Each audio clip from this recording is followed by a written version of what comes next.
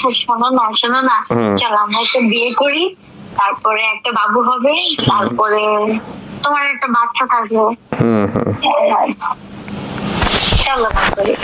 শোনো বর্ষা, আসলে এসব কথা বললো না, কারণ আমি তোমাকে আসলে কখনোই এসব চোখে দেখি নেই, নেভার এভার। হ্যাঁ প্লিজ, আমি তোমাকে বড় ভাই, তোমাকে আমি বড় চোখে দেখি করতে পারি, সে চাইলে আমাকে একসেপ্ট করতে পারে। না তখন ইম্যাচিউর ছিলাম, এখন অনেক ম্যাচিউর হয়েছে। না ঠিক আছে, বুঝছি তুমি পছন্দ করো আমাকে, বুঝতে পারছি, কিন্তু তোমাকে তো আমি সেই চোখে দেখি না। তোমাকে আমি আসলে কি বলবো, মানে অলওয়েজ ছোট বোনের চোখে দেখছি। কখনো দেখছো যে আমাকে তোমার সাথে কোনো রকম এই টাইপের কথাবার্তা, মানে এইসব প্রেম জাতীয় কথাবার্তা? এখন তুমি হঠাৎ করে এতদিন পর আমাকে বলতেছো, তুমি আগে আমার সাথে মিশো, আমাদের সাথে তোমার এখন এক বিপদ চলতেছে রাইট নাও, তাই না? তো তুমি এই ঝামেলা থেকে মুক্ত হও, তারপর তুমি আমাদের সাথে মিশো আগে। হ্যাঁ, আর আমি তোমাকে আসলে ওই চোখে দেখি না কখনো। তুমি তোমার সাথে রিলেশন প্রেম, আমি তো আমার মাথায় বসেন, তুমি হঠাৎ করে আমাকে বলতেছো এখন, আমি আকাশ থেকে বললাম। এনিওয়ে আচ্ছা ঠিক আছে, মানুষ পছন্দ করতে পারে, এটা না। তুমি আমাদের মিশো, তুমি আমাদের পাশে থাকবে, তোমাকে তুমি সেফ থাকবা, কেউ তোমার ক্ষতি করবে না, এতটুকু ভাই হিসাবে অ্যাসিওর করতে পারি। আমি তো তোমাকে তোমার বড় ভাই, তুমি আমাকে বড় ভাই মানো, রাইট? এখন তুমি হঠাৎ করে আমাকে প্রেমের বিয়ের প্রপোজাল দিচ্ছ, রিয়েলি কিছু বলার নেই। তুমি আগে মিশো আমাদের সাথে, হ্যাঁ মিশো, মানে আমার সাথে মিশো আগে, তো বাস। না না ফিরাই নেই, তোমাকে ফিরাচ্ছি না, আমি বলছি তুমি আগে মিশো, মিশার পরে আগে তোমার সাথে আমার মেশা শেষ। শোনো, আমি কিন্তু পরে দেখবা এবার তো রাসেল মিয়া করছি। হ্যাঁ, এখন যদি তুমি আমার নাচ গাও। না না, আমি তো আর বাটপার চিটার না, আমি কাউকে মিথ্যা আশ্বাস দিই না, আমি এরকম টাইপের লোক। তো যেটা বলা স্ট্রেট বলি, তো আমি হচ্ছে আমি আগে বিয়ে করার পিছনে আরেকটা কারণ আছে, সিক্রেট। এটা তোমাকে বলে আর কাউকে বলে নাই, নোবডি, সেকেন্ড কোনো পারসন জানে না। সেটা হচ্ছে বিয়ে তাদের সঙ্গে আমি খুব ভালো অ্যাজ এ ব্রাদার। এই যে তোমার সাথে যে সম্পর্কটা, এই যে এত বছর আগের, আমি কিন্তু ভাইয়া ভাইয়া করে ডাকতাম, মনে আছে তোমার? মানে আমি যাকে যেভাবে দেখি, আমি কিন্তু সেই জায়গাটাই রাখি বজায়। তো আমার সাথে ডিএ তায়েবের বন্ডিংটা এত স্ট্রং যে ডিএ তায়েব কি পড়বে, কি খাবে, ইভেন তো ওর সিনেমাতে কারে নিবে, অন্ধকার জগতে বাহিরে নিচ্ছে, তারপরে ওপরে কোনটায় নিবে, এই পুরো প্ল্যান আমি করি। ওর যে কোম্পানি এসজি প্রোডাকশন, সেটা ডিরেক্টর আমি, এটিএন নিউজের অ্যাডভাইজার, স্টিল নাও এটিএন নিউজের অ্যাডভাইজার আমি। তো তার ভাই সবসময় আমার কথা মানে এবং বলে আপনি অনেক ইন্টেলিজেন্ট, অনেক বেশি, কারণ আমি 7 জন পার্লামেন্ট মেম্বারের বায়োগ্রাফি করছি, আমি অনেক স্টাডি করছি, অনেক কিছু লার্ন করছি এত বছরে। যে 10 বছর যে নাই, তুমি অবাক হয়ে যাবে আমার এই চেঞ্জ দেখে। না স্বাভাবিক, মানে তোমার সবার এক সাধনা থাকে, কোনো না কোনো দিয়ে সাধনা করে, এই স্বাভাবিক। তো পরে তো দিয়ে তার সাথে আমার ভাই বোনের সম্পর্ক চলছে, এর মধ্যে দিয়ে তার একটা মেয়ের সাথে জড়ায় যায়। হ্যাঁ, she is actor XYZ।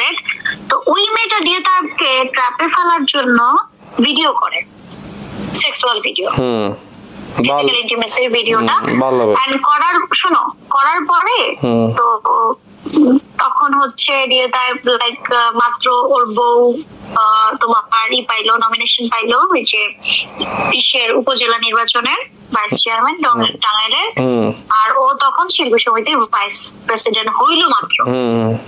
That the moment, ওই সময় ওই মেয়ে অন্য নাম্বার দিয়ে, ওই যে তোমার থাকে না অনলাইনে যে নাম্বার গুলা ডলার দিয়ে কিনে, ওগুলা দিয়ে ভার্চুয়াল নাম্বার আর কি। হ্যাঁ, তো পরে 20 লাখ টাকা দাবি করলো এবং তারই সাথে দিয়ে তাকে বললো বিয়ে করতে। তো দিয়ে তার ডানে বামে না তাকায়া, তখন আমাদের কাগজের বউ সিনেমার শুটিং চলতেছে, আমি ওটার লিড ক্যারেক্টার, শুটিং চলতেছে। তো শুটিং সেটে ভাইয়ার কাছে মেসেজ আসে, তো ভাইয়া আমার হাত ধরে টেনে মেকআপ রুমে নিয়ে গিয়ে দরজা লাগায় কি, কারণ জানে আমি সোশ্যাল মিডিয়াটা একটু ভালো বুঝি। পরে আমি বললাম ভাইয়া আপনি এই মেয়ের সাথে ফিজিক্যাল ইন্টিমেসি করছেন, তাও আবার এটা রাখছে, এটা কেমনে হইলো? মানে আমি তো জানি না এটা কেমনে হইলো। হ্যাঁ, আপনি আপনার ভাবিরে বলেন না এটা সত্যি, কি জানি ফার্ম যেটা আছে একটা গ্রাভি কি জানি একটা জি দিয়ে নাম বুঝছি বাবুল মিয়া হ্যাঁ বুঝছি হ্যাঁ তো ওই হোটেলে রুম নাম্বার 108 তো পরে আমাকে বললো যে এখন কি করব পরে আমি বললাম আচ্ছা আপনি ঠান্ডা মাথায় শুটিং করেন আমি মরি নাই আমি আপনার বোন আছি এই জিনিসটা শুটিং শেষ করে বাসায় আসতে আসতে তখন আমি জিওএইচএস এ তার ভাই বাসায় তো টুনটুনি আবার আমাকে মা বলে ডাকে আমি টুনির সাথেই ঘুমাই তো ওই মোমেন্টে তোমার ভাবির হোয়াটসঅ্যাপে ভিডিওটা পাঠাইছে এই তো এখন শুরু ভাবি গেছে সুইসাইড করতে দড়ি নিয়া রুমের মধ্যে এদিকে ভাবিকে আটকানো এদিকে ভাইয়াকে বোঝানো পরে ভাবিকে বললাম তুমি তোমার বোনকে বিশ্বাস যদি করো তুমি থামো আই উইল ম্যানেজ আমি আজকে এতগুলা বছর তোমাদের সাথে আমি তোমার একমাত্র ননদ তুমি বলো ভাইয়া বলো আমার একমাত্র বোন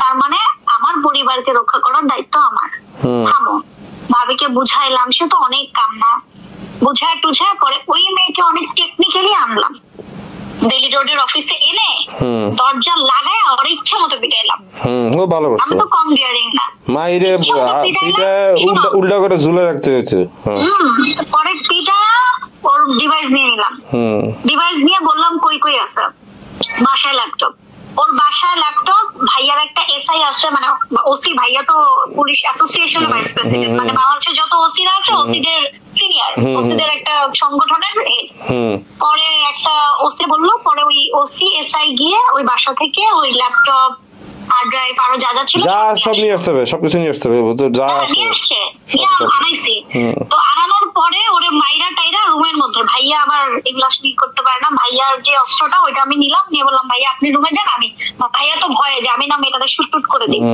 আমি শুট করবো না আমি ভয় দেখাবো ওর মুখ থেকে সব নিবো ও কেন করছে কি করছে পরে মেয়েটা বললো যে ভাবি নাকি ওকে খুব রুড বিহেভ করতো এবং বিয়েটায় ওর সাথে ফিজিক্যাল ইন্টিমেসি বছর 2-3 ধরে কিন্তু বউয়ের প্রায়োরিটি নাই ওর বউ উল্টা ওর সাথে মিসবিহেভ করে তুই জানোস বউ আছে তুই বেটা লয় মিছসকে তো শোনো পরে যাই হোক পরে এই ঘটনা পরে মেয়েটা আমার কাছে মাপ টাপ চায়া ভাইয়া ভাবির সাথে দেখা না করে সমস্ত এক্সেস আমারে দিয়ে ল্যাপটপটা ভাইয়া আনাইলো ওই দিনই রাতের মধ্যে আনাইলো পরে মেয়েটারে আমি স্ট্যাম্প একটা বনসই রাইখা সাদা কাগজে 300 টাকার স্ট্যাম্পে ওর একটা সাইন রাখছি ওখানে আমি যা ইচ্ছা তা বসা দিতে পারবো পরে ওরে আমি ছাইড়া দিলাম পরে এই যে দিয়ে তারপর আমার প্রতি একটা ফেথ চলে আসলো যে she can do anything for me বর্ষা আমার জন্য সব করতে পারে এবং সব সময়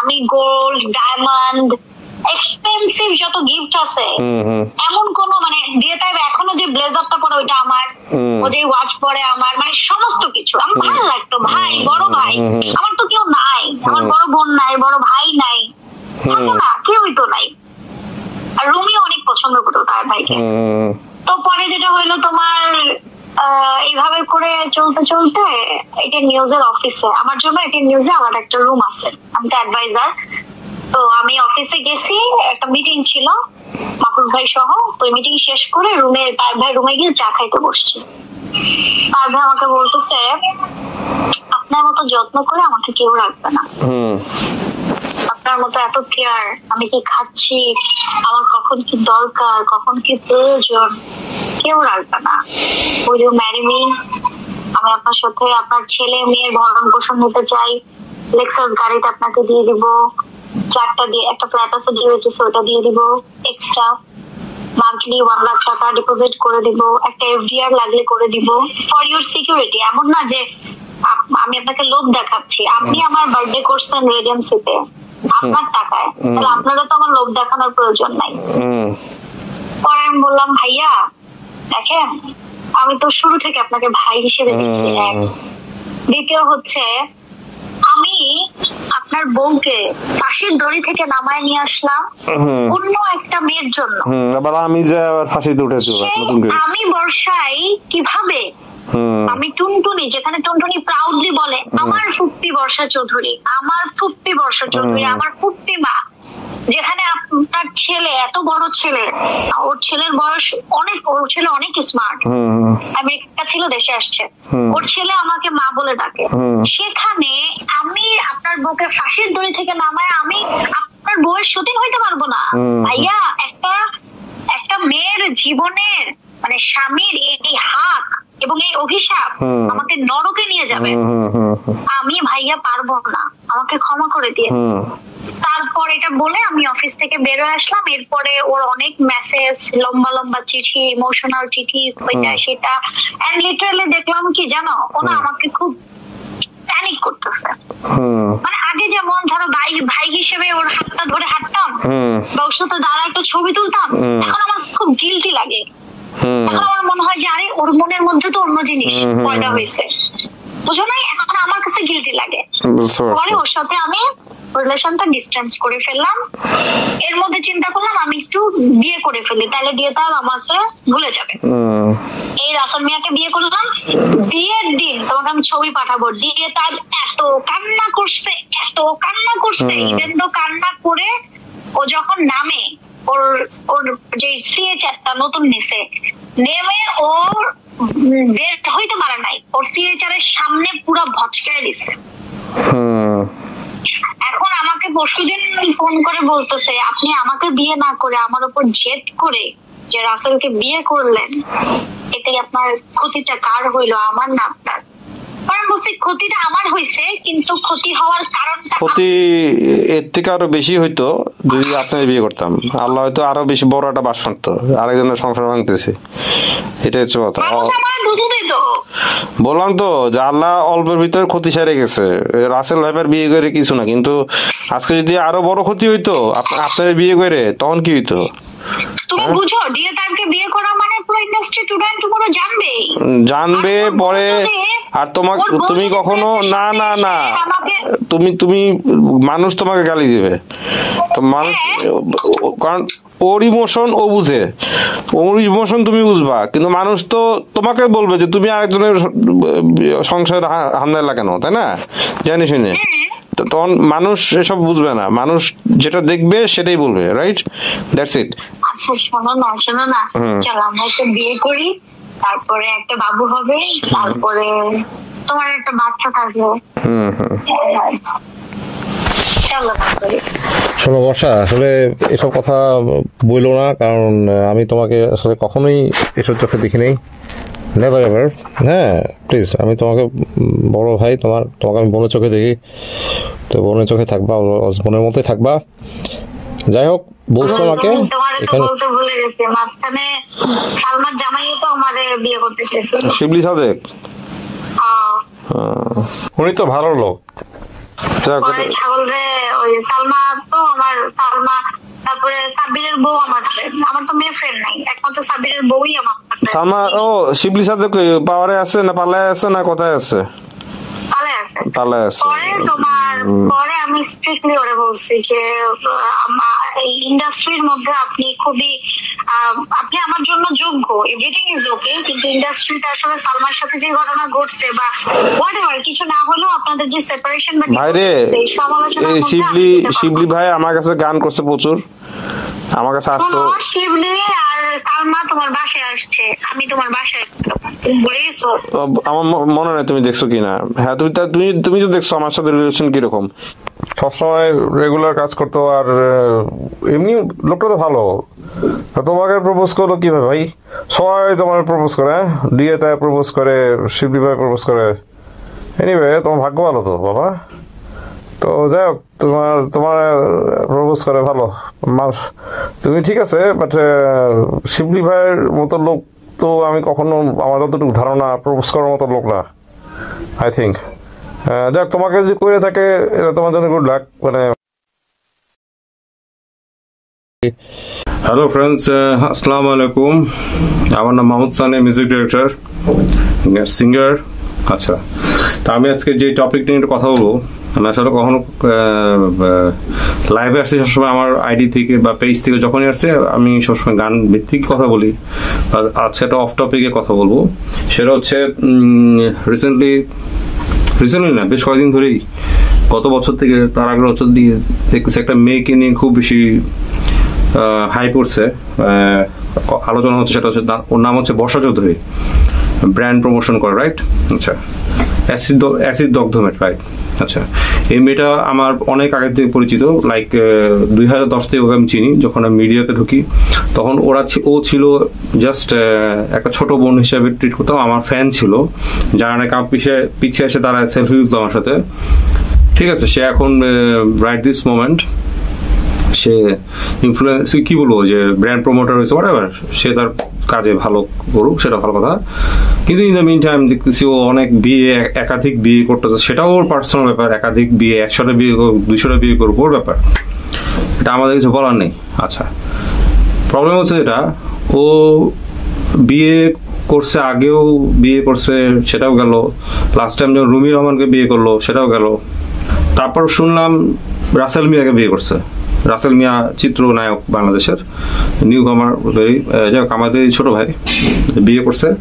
তো এখন আর গেল রাসেল মিয়ার সাথে যখন দ্বন্দ্ব চলতেছে, আমরা তো সবাই দেখতেছি কি হচ্ছে না, তো সবাই দেখতেছি, রাইট? আমরা তো দেখতেছি। ইন দ্য মিন টাইম ওর হয়তো অনেক হেল্পিং হ্যান্ডস পাওয়ার দরকার, উইংস দরকার, রাইট? ফাইট করতে গেলে তো উইংস লাগে, মিডিয়া হোক আর যে কোনো কর্পোরেট লাইফে হোক, যেখানে উইংস লাগে। তো এনিওয়ে, ও গত বছর 2024-এর ডিসেম্বরের 1 তারিখ বা এরকম এই টাইম মেবি আমাকে ফেসবুকে রিকোয়েস্ট পাঠায়। তারপর আমাকে ইনবক্সে লেখে যে ভাইয়া আমি বিপদ আছি, আমি ঠিক আছে, তুমি বিপদ আছো, কি করতে পারি বলো, আমার পাশে থেকে হেল্প করো। ঠিক আছে, তুমি আমাদের পাশে পাবা, আমাদেরকে, আমি বলতে আমাদের বা আমার যে সার্কেল পাশে পাবা মিডিয়াতে, ইফ ইউ আর অথেন্টিক, তুমি যদি রিয়েল হও, দোষী না হয়ে থাকো, তো পাশে পাবা। তো সেই ক্ষেত্রে আমি ওকে এতটুকু একটা কন্ডোলেন্স দিছি ওকে, সুন্দর। আচ্ছা, তার 3 কি 4 তারিখে আমাকে সে ফোন দিল, একদম ডিরেক্ট মেসেঞ্জারে কল দিয়ে সে ডিরেক্ট দেখি আমার সাথে কথা বলতে, একটু প্রথম 2-3 মিনিট নর্মাল কথা বললো, তারপর দেখি একটু পর সে আমাকে ডিরেক্ট প্রপোজাল দিয়ে বসলো যে ভাইয়া আমি কিন্তু তোমাকে শুরুর থেকেই তোমার উপর ক্রাশ খাওয়া, তোমাকে বলতে পারতাম না, এখন আমি অনেক ম্যাচিওর হয়েছি, আগে থেকে এখন অনেক ম্যাচিওর, এখন আমি অনেক কিছু বুঝি, তো আজকে মনের কথাটা বললাম, তোমাকে আমি অনেক পছন্দ করি, প্লিজ আমাকে বিয়ে করো, আমি বিপদে, আমাকে সে আমাকে প্রপোজ করা শুরু করলো। আচ্ছা, এখন সমস্যা হচ্ছে আমি মিডিয়াতে নতুন না, আমি মিডিয়াতে অনেক পুরনো। জাস্ট লাইক আমি যদি 2010-এ ঢুকি তাহলে 1 যুগ পার হয়ে গেছে, এখন 2024-25, 1 যুগেরও বেশি, রাইট? আচ্ছা, তো আমি তো মিডিয়াতে থেকে, এই মেয়েটা একটা স্টোরি বলি, 2012-তে সে একবার একটা ক্রাইম করছিল আমার সাথে। তখন সে আমার আশেপাশে, বললাম না, মানে স্টুডিওতে বিভিন্ন ক্লায়েন্ট আসতেছে আমার সাথে, বাংলাদেশের এমন কোনো বড় বড় শিল্পীর নাই যে আমার সাথে কাজ হয়নি, সবারই কম বেশি, আমার ভাগ্য সৌভাগ্য যে সবার সাথে কাজ করতে পারছি আমি। যেমন বড় বড় শিল্পী আমাদের, এমন নাম বলে শেষ করতে পারবো না, সবাই কাজ করছে, ছোট থেকে বড় সবাই কাজ করছে স্টুডিওতে। তো আমার স্টুডিওতে কিছু সবাই, অনেক ছেলে মেয়েরাই আসতো, রাইট? তো সবাই ফ্যান্স এসে মাঝে মাঝে দেখা করতে আসলে তো সবাইকে ওই ফিরে দেওয়া যায় না, তো বসতে দিতাম আর কি। তো ও এসে বসে থাকতো, দেখতো এই সেই। তো যাক, ও একটা ক্রাইম করছিল, ক্রাইমে ধরা খাওয়ার পরে সেই 2012-তে সে আমি কোনো অ্যাকশন নেওয়ার আগে সে আমার পা ধরে মাপ চেয়ে গেছে। ওর একটা হ্যাবিট আছে, কথা পা ধরে 1-2 পা ধরে বাসায় একটা ফ্রেন্ডকে নিয়ে এসে, আমাদের এক ছোট ভাইকে নিয়ে এসে সে আমার পা ধরে মাপটা চায়। এই যে গেল, এরপর দেখা হয়নি। তারপর 2015-তে আরেকবার দেখা করছে, আসলে সে আসছিল গানের ব্যাপারে, গান করবে, ভালো কথা। তখন আমি ওকে নর্মাল বিহেভিয়ার করছি ওর সাথে, ভালো। আচ্ছা, এরপর হারাই গেল, আবার চলে গেল। এতদিন পর সে এসে আমার সাথে, এই 2024-এর ডিসেম্বরে এসে সে আমাকে প্রপোজ করতেছে, কিসের জন্য? বিয়ের জন্য। ওকে আমি বিয়ে করবো, ওকে। আচ্ছা, আমি যদি ওকে, তখন আমি ওকে এটাই বলছি যে তুমি একটা বিপদে আসছো, আর রাইট নাও আমি তো তোমাকে ওই চোখে দেখি না, even I had never seen you in that eyes যে তোমাকে বিয়ে করবো। আমি চাইলে ওই মুহূর্তে ওকে ঝাড়ি মেরে, গালি দিয়ে, যেটাই হোক করে দিতে পারতাম, বাট তার ভদ্রতার সাথে ওকে আমি বুঝাই দিলাম যে তুমি এটা করো না। আর আমি ওকে চিনি, শি ইজ এ মানে কি বলবো, একটা ব্লাডি ক্রিমিনাল।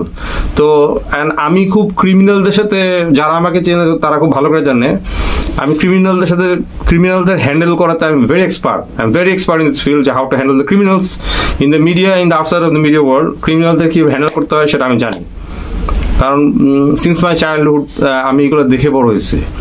হ্যাঁ, ক্রাইম, আমার বাসায় যখন কোনো ক্রিমিনাল আসবে বা আমাকে কোনো ক্রিমিনাল ফোন দিবে, of course I will keep the footprint, right? I know সামনে কি আমার এতটুকু প্রেডিকশনস পাওয়ার আছে আলহামদুলিল্লাহ, যে সামনে কি করতে যাবে, কি হবে, এটা আমি আগে বুঝে ফেলি, ঠিক আছে?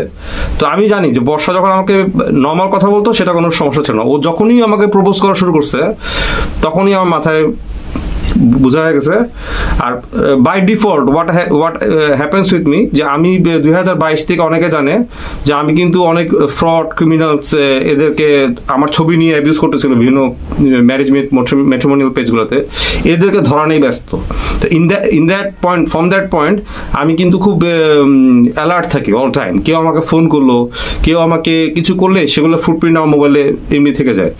তো ওর সব রেকর্ডিং অটোমেটিক হয়ে গেছে আমার মোবাইলে। ও আমাকে প্রপোজ করতেছে, আচ্ছা প্রপোজাল দিচ্ছে, ভালো কথা। প্রপোজাল দেওয়ার সময় সে আমাদের খুব প্রিয় বড় ভাই, আমাদের মিডিয়াতে খুবই প্রিয় বড় ভাই ডিএ তায়েব ভাই, উনি একসঙ্গে সিনেমা নায়ক, খুব সুন্দর অভিনয় করে, উনি আমাদের খুবই ভালোবাসার মানুষ। উনি কত বড় নায়ক সেটা আমি বলতে পারবো না, বাট আমাদের খুব প্রিয়, বাট মানুষ হিসাবে খুবই ভালো।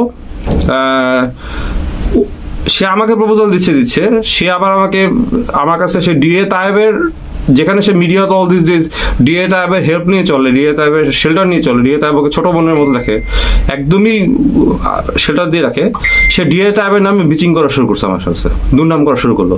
কিন্তু ধারণাও নাই যে ডিএ তায়েব ভাইয়ের সাথে আমার কি একটা বন্ডিং আছে, যেহেতু আমি মিডিয়ার পুরান, তা ডিএ ভাইও তো পুরান, মানে আগের থেকে কাজ করতেছে।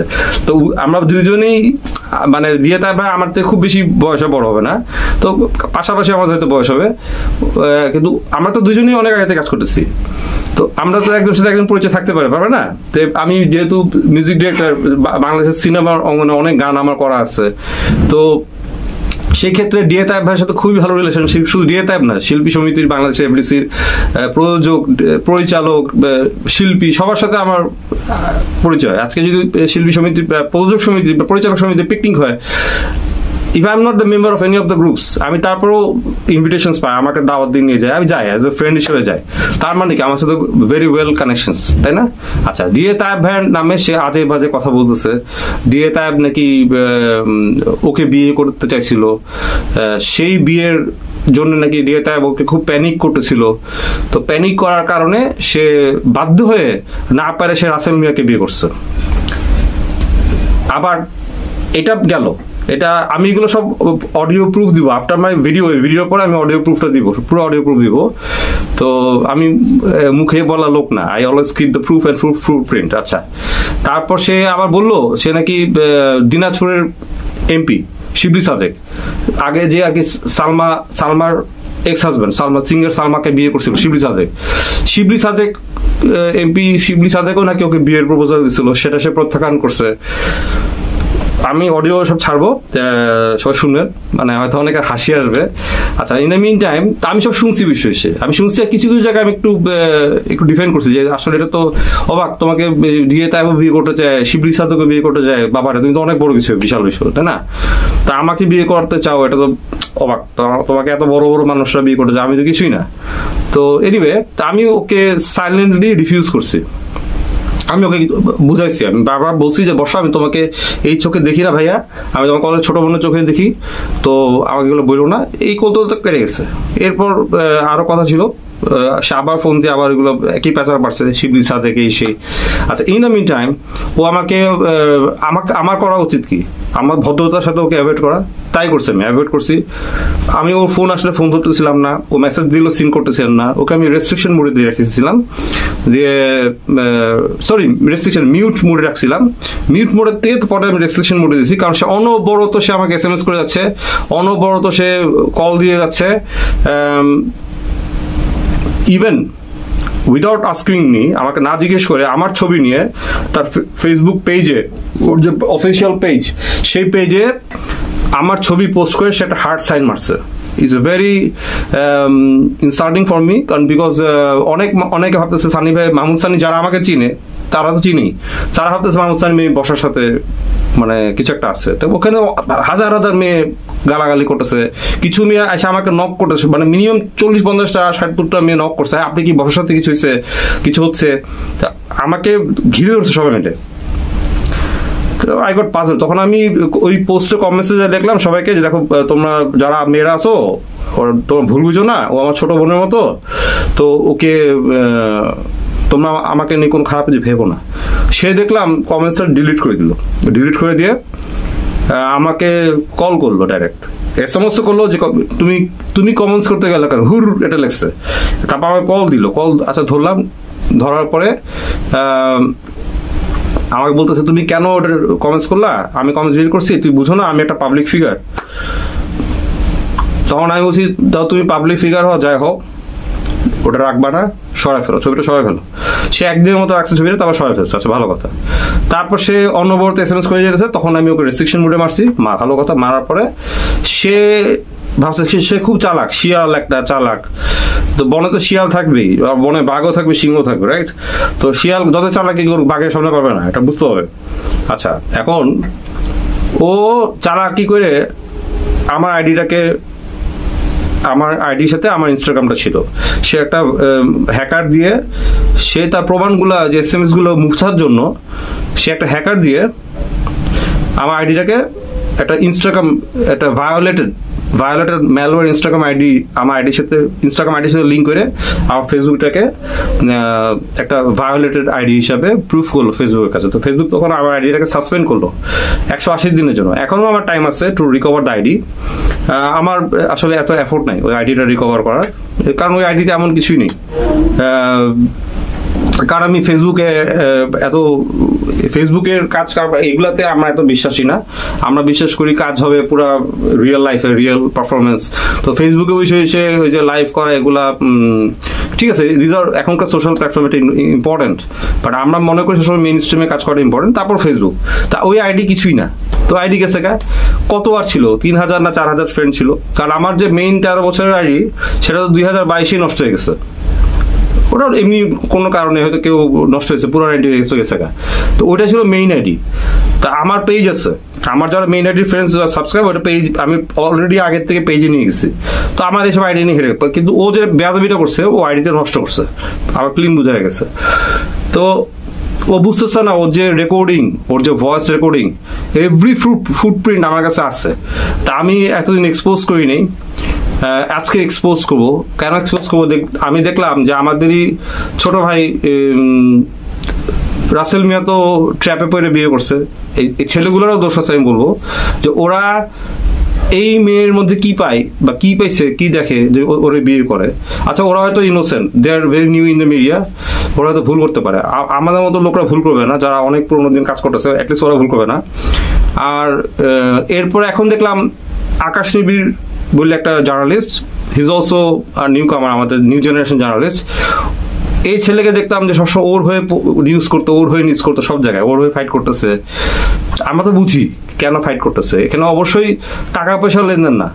জার্নালিস্টদেরকে যতই টাকা দেওয়া হোক, জার্নালিস্টরা কখনো খুব বেশি আন্তরিকতা, জার্নালিস্টরা কিন্তু জার্নালিস্টের জায়গায় থাকে একটা টাইম পর্যন্ত ওদের জায়গায় থাকবে। ওরা যতই মিথ্যা লেখুক, লেখুক, ঘুরে ফিরে কিন্তু একদিন না একদিন ও জার্নালিস্টের সত্যি কথা লিখবেই। এটাই তো মানে মানুষের এথিক্স, তাই না? মোরালিটি, নৈতিকতা এটাই। তো যতই জার্নালিস্টের টাকা দিয়ে কিনতে যাক, জার্নালিস্ট কিন্তু জার্নালিস্টদেরকে কেনা যায় না।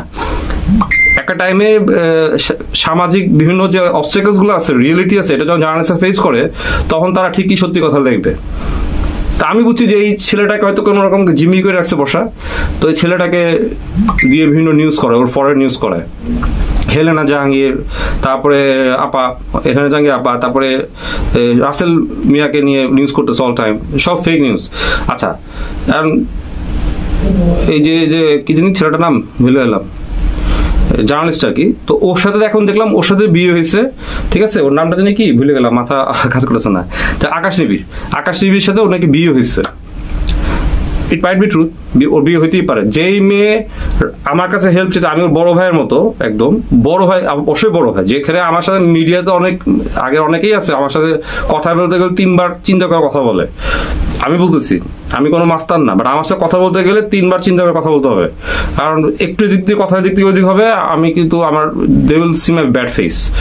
আমি কিন্তু এত ভদ্র না, খারাপদের সাথে খুব খারাপ থেকে খারাপ হয়ে যাবে। আমি ওদেরকে ওদের রেজাল্ট আমি দিয়ে দিই, হাতে হাতে না হাতে পুরস্কার দিয়ে দিই। তো ও এত বড় বেয়াদব, আমি জানতামও না যে রাসেলের সাথে ডিভোর্স হয়নি। আমি যদি জানতাম যে রাসেলের সাথে ডিভোর্স না হয়ে সে আমাকে প্রপোজ করতেছে, আমি ওই দিনই ওকে গালি মারতাম যখন আমাকে প্রপোজ করতেছে। আমি তো এত জানি না, আমি ভাবছি রাসেলের সাথে প্রপোজ হয়েছে, সরি ডিভোর্স হয়েছে। পরে আমি যখন জানলাম যে ডিভোর্স হয়নি, আর এর মধ্যে আইডিটাও নষ্ট করে দিল, তো thief is caught in my hand, হ্যাঁ, ক্লিয়ারলি ডান।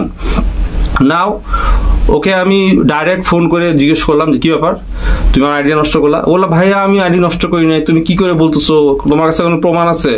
এখন চোর তো চুরি করে জিজ্ঞেস স্বীকার করবে না, আমি তো জানি প্রমাণ কেমনেটা আমি বের করছি, ফুটপ্রিন্ট সব বের করা থাকে, রাইট?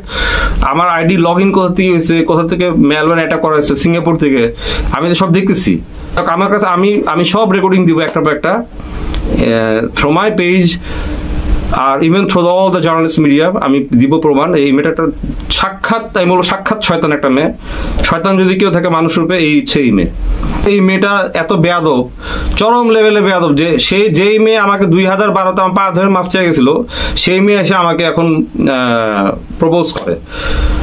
তো ব্যাপার হচ্ছে কি, এরকম আমি ওকে অডিওতে ওকে যখন বকা দিচ্ছিলাম, আমি ওকে বলছি দেখো আজকে আমার বাসার কাজের বুয়া কালকে যদি কোটিপতি হয়ে যায়, টাকা হয়, ও আমার বিয়ের প্রপোজ দেবে, আমি তো রাজি হবো না, রাইট? আচ্ছা, টাকা হলে তো মানুষকে রাজি হওয়া যায় না। বা ওরও যদি ড্রাইভার টাকা হয়ে যায়, বিয়ে করতে চায়, ও কি রাজি হবে? তখন বলছে আমি তো ড্রাইভারও না, আমি তো কাজের বুয়া না। আমি তুমি আমার কাছে একটা কাজের বুয়ার মতো। এটা শুনতে অহংকার, আর এটা অহংকার না। আসলে আমরা টাকা, শিক্ষা, বিদ্যা দিয়ে আমরা মানুষকে মেজার করি না। আমরা মানুষকে মেজার করবো হচ্ছে তার কতটা সম্মান আছে, সম্মানের লেভেলটা দেখতে হবে। আজকে আমি মাহমুদ সানি চাইলে যাকে তাকে যায় প্রপোজ করতে পারি না, আই ক্যান ডু ইট। আমি একটা মেয়েকে পছন্দ হয়েছে, আমাকে দেখতে হবে সে সমাজে কতটা সম্মানিত। ওর থেকে আমি আর একটু ডাউনে আছি, হয়তো ওর থেকে আমার অনেক টাকা আছে, কিন্তু আমি ভাই ওই মেয়েটার ভিতরে তো অনেক ethically she is very strong, তার মোরালিটি অনেক স্ট্রং। তো ওকে আমি চাইলে তো ভাই বিয়ের প্রপোজাল দিতে পারি না। একটা ব্যাপার আছে না, যে জাতের একটা ব্যাপার আছে, মানুষ সবাই সমান, আমরা সবাই কবরে যাবো, কিন্তু লিভিং স্টাইল, মানুষের জাত কি বলে, জাত বলে এটাই যে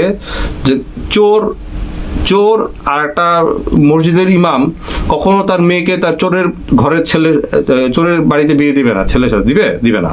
কেন দিবে না? ওই যে আমি যেটা বললাম যে জাত ও সম্মানের জায়গাটা তো এক না, সবার এক না। আমার থেকে আরো সুপারিয়ার লেভেলের কেউ আছে, তাকে আমি চাইলেই তো হুট করে বিয়ে করতে অফার দিতে পারি। আর অফার দিলেও, বিয়ের প্রপোজাল দিল, সে যদি রিফিউজ করে দেয় আমাকে শান্তভাবে, আমার কাজ হবে সরে যাওয়া এখান থেকে। অবশ্যই তার আইডি নষ্ট করে দেওয়া, এটা আমার কাজ না, তাই? আচ্ছা, আবার বিয়ে করতে যে ওকে প্রপোজাল দিতে যে যার হেল্পে আমি মিডিয়াতে চলি, যাদের হেল্পে আমি চলতেছি মিডিয়াতে, তাদের নামে বিচিং করার তো ওই লোকটার কাছে দরকার। যেভাবে বর্ষা চৌধুরী আমার কাছে ডিএ তায়েবের নামে আজে বাজে কথা বলছে, মানে যেগুলো আমি ছাড়বো একটু পরে, তো আমি সবগুলা ঘাটায় দিয়েছি, পুরো সে বানোয়াট কথা বলতে। সে দাবি করতে সে নাকি এটিএন নিউজের চিফ অ্যাডভাইজার, তারপর ডিএ তায়েবের প্রোডাকশন সবকিছু দেখে। এগুলা মানে রিয়েলি সাউন্ডস ফানি। তো ওকে আমি কি ইগনোরই করছি, কারণ ওকে নিয়ে হাসারও টাইম নেই আমার। কিন্তু আমার আইডিটা নষ্ট করছে, তাও আমি কিছু বলতেছিলাম না। কিন্তু এখন আমি দেখতেছি যে she just ran to the too much level, মানে শি ক্রস দ্য লিমিট। নাও আমি ডিক্লেয়ার করেছি what I am going two declare, যে আমি প্রুফ দিয়ে দিচ্ছি, ওর সব ফুটপ্রিন্ট, ওর সব রেকর্ডে প্রুফ দিয়ে দিচ্ছি। ডিএ তায়েব এমন একটা লোক, কেউ হয়তো ওনাকে চিনে, পার্সোনালি কেউ চিনে না। উনি এমন একটা লোক, উনি মানুষের বিপদ আপদে সবসময় উনি পাশে থাকে। উনি শিল্পী সমিতির ভাইস প্রেসিডেন্ট। তো যার নাম ভাঙায় সে রংবাজি করে বেড়ায়, ডিএ তায়েব কিন্তু এরকম টাইপের লোক না যে রংবাজি করবে, উনি পুলিশ বলে, he is not like that. তো ওনার নাম ভাঙায় সে দুনিয়ার অপকর্ম করে বেড়ায়, কিছু হলে ওই নাম ভাঙায় যায় আস্তে করে। তো আমার কাছে যখন আমারই ভাইয়ের নামে বিচিং করবে, তো এটা হাস্যকর না? তো আমি আজ পর্যন্ত ডিএ তায়েব কিছু বলি নাই। আজকে সকালবেলা বলছি, ডিএ তায়েব শুনছে, সব শুনে উনি চুপ হয়েছে। উনি কি বলতে পারে? তা এখন I am going to take the real legal action against her. কি অ্যাকশনটা কি, আমি ওকে এক্সপোজ করে দিচ্ছি।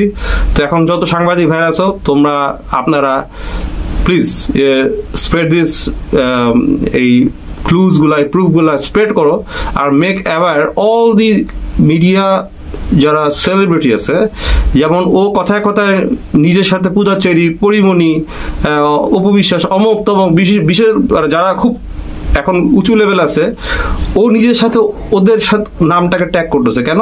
যে ও বিশেষ কিছু একটা নিজেকে হাইপে তোলার চেষ্টা করতেছে, যে এই যে ছেলেটা যেটা আকাশ টিভির পরিমণির পিছে লাগছে, পূজাচেরির পিছে লাগছে, এই লাগছে, এখন আমার পিছে লাগছে, মানে ও যেন পূজাচেরি, ও যেন পরিমণির মতো এরকম। আবার হিজাব খুলছে, এটা নাকি পরিমণির কথা হিজাব খুলছে, দোষটা পরিমণির উপরে দিয়ে দিল। আবার হিজাব পড়ছে, এটা দিকে অপবিশ্বাসের কথা হিজাব পড়ছে। একটা psycho, you understand what psycho criminal? She is a psycho criminal. She is a criminal but psycho, মানে she doesn't think about the future, সামনে কি হবে, ও কি হতে পারে, এই হুশটা ওর নাই।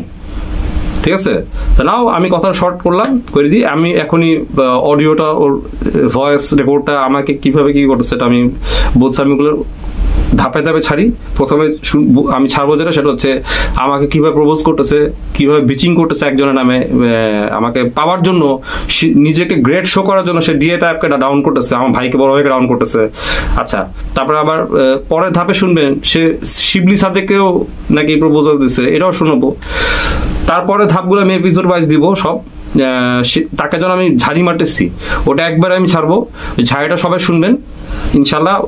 প্রত্যেকটা এপিসোডের আগে আমি একটা করে এরকম ফিজিক্যালি আমি একটা কনফেশন দিয়ে যাবো। কারণ আমি যদি হুট করে একটা অডিও ছাড়ি, ওটা তো অনেকে বলতে পারে না যে সানি ভাই একটা বানায় নিয়ে আসলে হইলে তো না, আমাকে তো একদম ফিজিক্যালি বলতে হবে, তাই না? আমি তাই কথাগুলো বলে নিলাম। ওকে, আই টুক লং টাইম, তো now I stop here. I am going to play the audio of her proposal. The way she propose me ডিসেম্বরের মেবি 4 তারিখে এম টাইপে, আমি টাইমটাও বলে দিব, দেখি। তারপর আমার আইডিটা নষ্ট করছে মেবি 6 তারিখে, এই আর কি। তো ওকে, বাই বাই, তো টেক কেয়ার। আমি I am going to play the total audio of her voice, okay, and the way she, how much criminal crime she has done with me. Okay, take care, bye bye.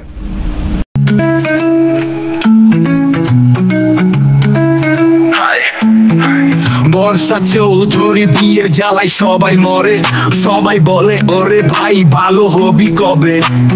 পাত্ররা ফাঁসে তার ছলনার ফাঁদে, বিয়ের পরে বোঝে ধরা খায় আগে সে। বর্ষা চৌধুরী শুধুই বিয়ে করে মারে, পাত্রে জীবনটা বানায় কালা পানি।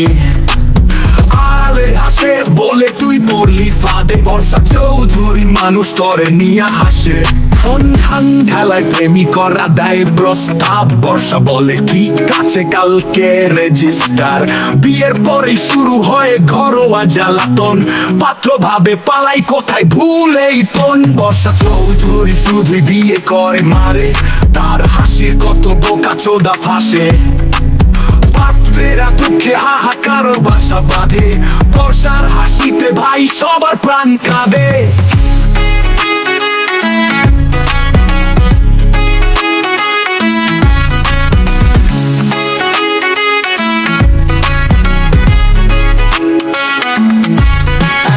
বর্ষা ভাবলো পাত্রেরা কেন পালায়, নিজে দেখলো আয়নায় বলে আমি তো বেস্ট। তাই ভাইবা বর্ষা চৌধুরী মাঠে ঘাটে আগে পাড়ার লোক হাসে বলে তোর কারিশমা বেশ। তোর বিয়ের গল্প ভাই সবাই পড়ে ফেসবুকে লেখা। চৌধুরী তুমি একটা বেড়া, তোমার প্রেমের গল্প গুলা গুয়ে মাখা লেডা। তার ডেইলি বিয়ে দেখলে সবাই বলে বাহুবা, কিন্তু মনে মনে কই ধরা খাইলো কম হাম্বা।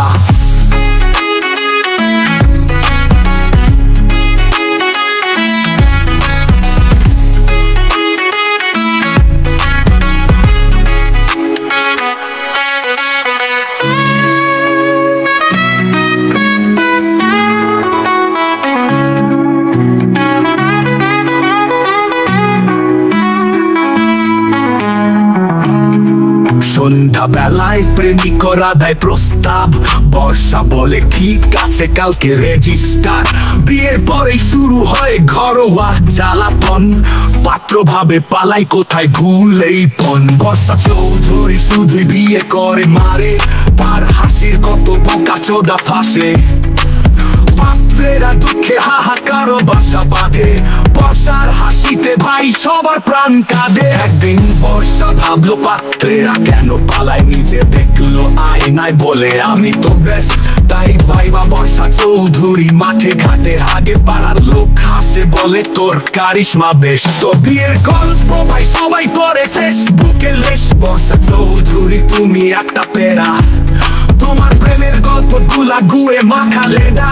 তার ডেইলি বিয়ে দেখলে সবাই বলে বাহবা, কিন্তু মনে মনে কই ধরা খাইলো কম হাম্বা।